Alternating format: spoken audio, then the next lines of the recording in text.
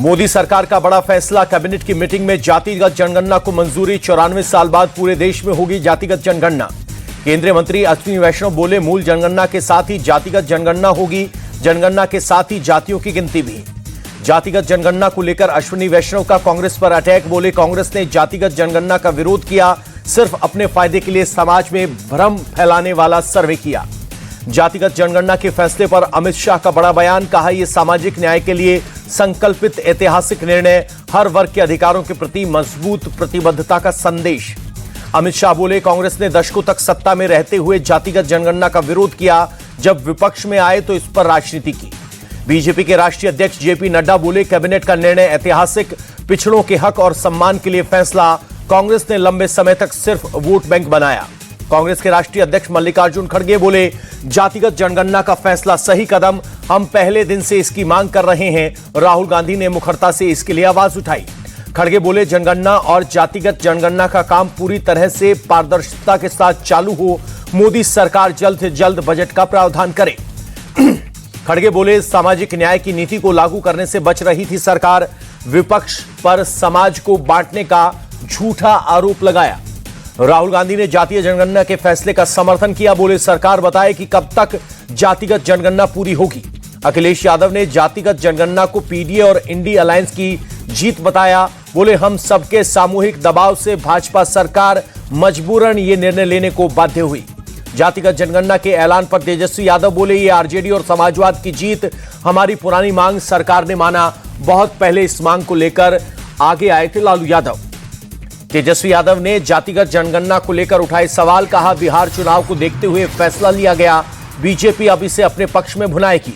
जातिगत जनगणना के फैसले पर आरजेडी सुप्रीमो लालू यादव का तंज।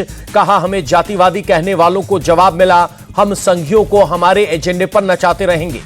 जातिगत जनगणना के फैसले को अपनी जीत मान रही आरजेडी ने पटना में कार्यकर्ताओं के साथ मनाया जश्न, खुशी में पटाखे फोड़े। नीतीश कुमार ने जातिगत जनगणना के लिए प्रधानमंत्री मोदी का आभार जताया। कहा, केंद्र सरकार का फैसला स्वागत योग्य।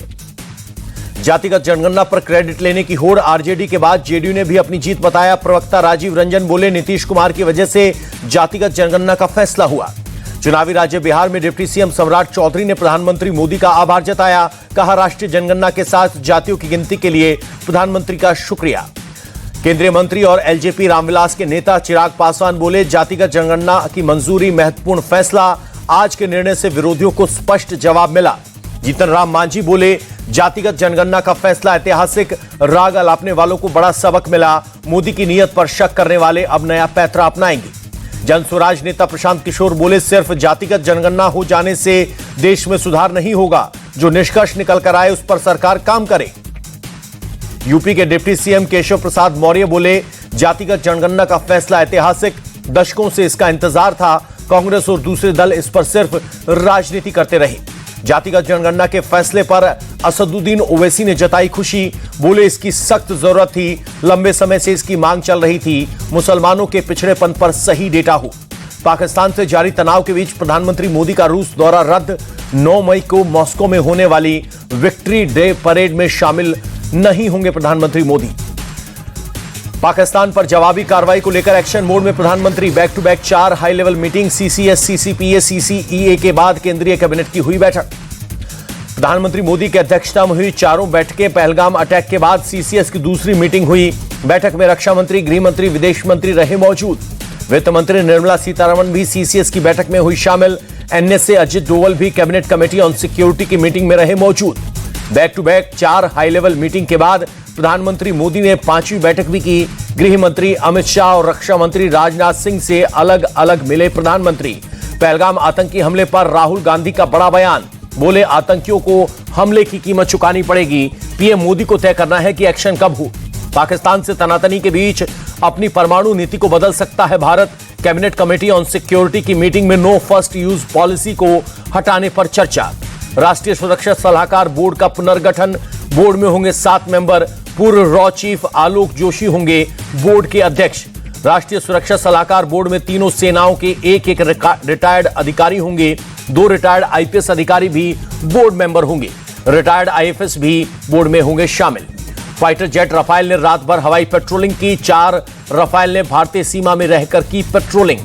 पाकिस्तान पर गुलाम नबी आजाद का अटैक, बोले पाकिस्तान की आर्मी के पास ताकत नहीं, लड़ने की इच्छा लेकिन पाकिस्तान में हिम्मत नहीं। एलओसी से समंदर तक एक्शन में भारतीय सेना। नेवी ने पाकिस्तान की सबसे बड़ी चेतावनी, कोई दुश्मन हमारी रेंज से दूर नहीं। इंडियन नेवी की गर्जना, कोई मिशन ज्यादा दूर नहीं, कोई सागर इतना विशाल नहीं। नेवी के बाद इंडियन आर्मी ने भी पाकिस्तान को चेताया, वीडियो जारी कर कहा, लोक्ड, लोडेड और हमेशा रेडी, दुश्मन कहीं नहीं छुप सकता।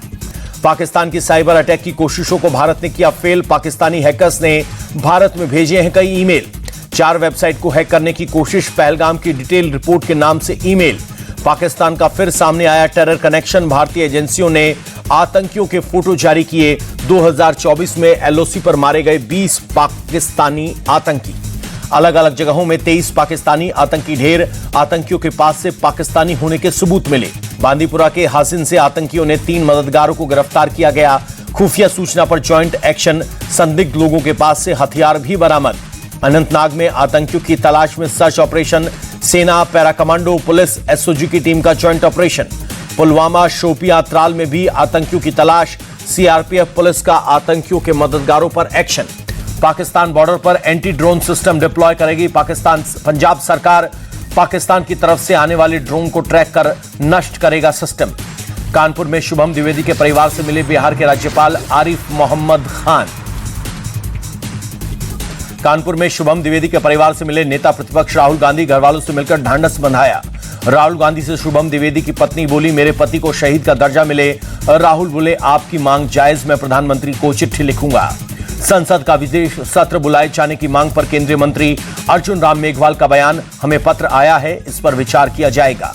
राहुल गांधी के अमेठी दौरे के बीच कांग्रेस के विरोध में पोस्टर लगे। पोस्टर पर लिखा, आतंक का साथी राहुल गांधी, इंडी का हाथ पाकिस्तान के साथ। कांग्रेस के गायब पोस्टर पर बीजेपी सांसद संबित पात्रा बोले, ये इंडी गठबंधन नहीं, ये रावलपिंडी गठबंधन है। कांग्रेस के गायब पोस्टर पर बीजेपी सांसद तेजस्वी सूर्या का हमला, बोले कांग्रेस पाकिस्तान की सबसे बड़ी पीआर एजेंसी के रूप में काम कर रही है। कांग्रेस जिम्मेदार विपक्ष की तरह काम करना भूल गई है। कांग्रेस के गायब पोस्ट पर केंद्रीय मंत्री प्रहलाद जोशी बोले, ये इस बात का उदाहरण है कि कांग्रेस पार्टी कितना नीचे गिर सकती है। सरकार के उठाए हर कदम को हमारा सहयोग। ठाणे में बोले शरद पवार, पहलगाम में जो कुछ हुआ देश पर हमला, इसमें धर्म, जाति, पंथ की बातें नहीं लानी चाहिए। पहलगाम आतंकी हमले पर योग गुरु बाबा रामदेव बोले, पाकिस्तान ने बहुत बड़ा कुकर्म और पाप किया। भारत सरकार निश्चित रूप से इसका मुंह तोड़ जवाब देगी। एमपी में भोपाल में पाकिस्तान के साथ संभावित युद्ध में जीत को लेकर अश्वमेध यज्ञ। प्राचीन खटालपुरा हनुमान मंदिर में हुआ यज्ञ। श्रीनगर में एनएसयूआई ने कांग्रेस के दफ्तर से घंटाघर तक निकाला मार्च। प्रदर्शनकारियों ने कश्मीर से बाहर पढ़ रहे छात्रों की सुरक्षा की मांग की। पहलगाम आतंकी हमले में मारे गए लोगों के परिवार को फ्री शिक्षा देगी लखनऊ यूनिवर्सिटी। वाइस चांसलर ने किया ऐलान। मोदी कैबिनेट की बैठक में असम के सिलचर से मेघालय के शिलोंग तक नए कॉरिडोर को मंजूरी। 4 लेन हाईवे के लिए लगभग 23,000 करोड़ रुपए मंजूर। गन्ना किसानों को मोदी सरकार की बड़ी राहत। कैबिनेट मीटिंग में गन्ने का न्यूनतम समर्थन मूल्य 355 रुपए प्रति क्विंटल तय हुआ। दिल्ली से 400 हज यात्रियों का पहला जत्था रवाना। अल्पसंख्यक मामलों के मंत्री किरण रिजिजू ने मुलाकात कर दी शुभकामनाएं। 20 मई को बिहार में बदलाव यात्रा की शुरुआत करेंगे जन स्वराज नेता प्रशांत किशोर। कहा, बिहार की जनता बदलाव चाहती है। 30-35 सालों में सभी पार्टियों को देख लिया। मनीष सिसोदिया और सत्येंद्र जैन के खिलाफ भ्रष्टाचार निरोधक शाखा ने किया केस दर्ज। कक्षाओं और भवनों के निर्माण में 2000 करोड़ रुपए के बड़े घोटाले का आरोप। दिल्ली सरकार के मंत्री मनजिंदर सिंह सिरसा ने रघुवीर नगर इलाके में सुलभ शौचालय का किया उद्घाटन। सीएम योगी ने गोरखपुर में किए गए जनता दर्शन। गोरखपुर मंदिर में सुनी लोगों की समस्याएं, अधिकारियों को दिए समाधान करने के निर्देश। गोरखनाथ मंदिर में सीएम योगी ने हंसों को दाना खिलाया। मंदिर परिसर के तालाब में है कई हंस। बिहार के देवन भारती ने मुंबई के पुलिस कमिश्नर के तौर पर पदभार संभाला। 1994 बैच के आईएफएस अफसर हैं देवेन भारती। 26/11 हमले की जांच में अहम भूमिका निभाई। तमिलनाडु के विरुद्धनगर में एक पटाखा गोदाम में विस्फोट के बाद आग लगी। काफी मशक्कत के बाद आग पर पाया गया काबू। रैपर बादशाह पर पंजाब के गुरदासपुर के बाटला में एफआईआर दर्ज। नए गाने से ईसाई समाज की भावनाओं को ठेस पहुंचाने का आरोप। यूपी के श्रावस्ती में अब तक 34 अवैध मदरसे सील। लगातार 4 दिन से चल रही है अवैध मदरसों पर कार्रवाई। यूपी के संभल में एक ही परिवार के 2 लोगों में सड़क को लेकर विवाद, एक की मौत, 3 अन्य घायल। दिल्ली के गांधीनगर मेन रोड पर 2 दुकानों में लगी भीषण आग, लाखों का नुकसान होने की आशंका। एमपी के उज्जैन में सामूहिक विवाह सम्मेलन में शामिल हुए सीएम मोहन यादव, नवविवाहित जोड़ों को सीएम ने दिया आशीर्वाद। धान के खेतों में हल चलाते और बीज बोते दिखे ओडिशा के मुख्यमंत्री मोहन चरण मांझी। अक्षय तृतीया पर सालों से चली आ रही है परंपरा। उत्तरकाशी में गंगोत्री धाम पहुंचे सीएम पुष्कर सिंह धामी, अक्षय तृतीया के अवसर पर की पूजा अर्चना। मुख्यमंत्री पुष्कर सिंह धामी ने यमुनोत्री मंदिर पर की आरती। अक्षय तृतीया के शुभ दिन पर खोले गए मंदिर के कपाट। पुष्कर सिंह धामी बोले, 4 धाम यात्रा एक उत्सव की तरह हर बार की तरह लोगों की यात्रा आसान बनाने के लिए काम करेंगी। कई क्विंटल फूलों से सजाया जा रहा है केदारनाथ धाम। 2 मई को सुबह 7 बजे आम श्रद्धालुओं के लिए खोले जाएंगे कपाट। मामूली गिरावट के साथ बंद हुआ शेयर बाजार। सेंसेक्स 46 अंक और निफ्टी 2 अंक लुढ़का। अमेरिकी डॉलर के मुकाबले 47 पैसे रुपया बढ़ा। $1 की कीमत 85 रुपये 49 पैसे।